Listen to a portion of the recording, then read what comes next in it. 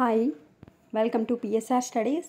ఈరోజు AP degree కౌన్సిలింగ్లో web options అయితే పెట్టుకోవడానికి అవకాశం ఇచ్చారు. ఈరోజు నుంచి అందరూ వెబ్ ఆప్షన్స్ పెట్టుకోండి. వెబ్ ఆప్షన్స్ పెట్టుకునే ముందు ఏ కాలేజ్లో ఎంత ఫీజు ఉంది, ఏ విధంగా చెక్ చేసుకోవాలి అంటే ఇన్స్టిట్యూట్ ప్రొఫైల్ ఏంటి, ఆ కాలేజ్లో ఎన్ని సీట్లు ఉన్నాయి, ఎంత ఫీజు ఉంది, ఎప్పుడు ఎస్టాబ్లిష్ చేశారు, హాస్టల్ ఫెసిలిటీ ఉందా, ఇవన్నీ డీటెయిల్స్ ఏ విధంగా చెక్ చేసుకోవాలనేది ఈ వీడియోలో చెప్తాను. వీడియో చూస్తున్నారు బట్ లైక్ చేయట్లేదండి. వీడియోని లైక్ చేయండి, ఛానల్ని సబ్స్క్రైబ్ చేసుకోండి. అఫీషియల్ వెబ్సైట్ లింకు మీకు తెలిసే ఉంటుంది, తెలియకపోతే నేను కామెంట్ సెక్షన్లో పింక్ చేస్తాను. దానిపైన క్లిక్ చేయగానే ఈ విధంగా మీరు అఫీషియల్ వెబ్సైట్కి ఎంటర్ అయిపోతారు.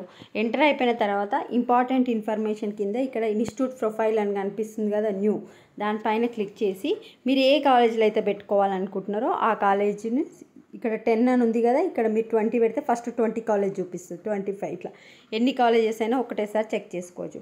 ఫర్ ఎగ్జాంపుల్ ఇప్పుడు నేను ఇక్కడ ఆదిత్య ఉమెన్స్ డిగ్రీ కాలేజ్ అని ఉంది కదా, ఈ కోడ్ మీద బ్లూ కలర్ కోడ్ ఉంది కదా 135, దానిపైన క్లిక్ చేయాలి. క్లిక్ చేస్తే ఆ కాలేజీలో ఎన్ని సీట్లు ఉన్నాయనేది మొత్తం తెలిసిపోతుంది. ఇది ఉమెన్స్ కాలేజు, విజయవాడలో ఉంది.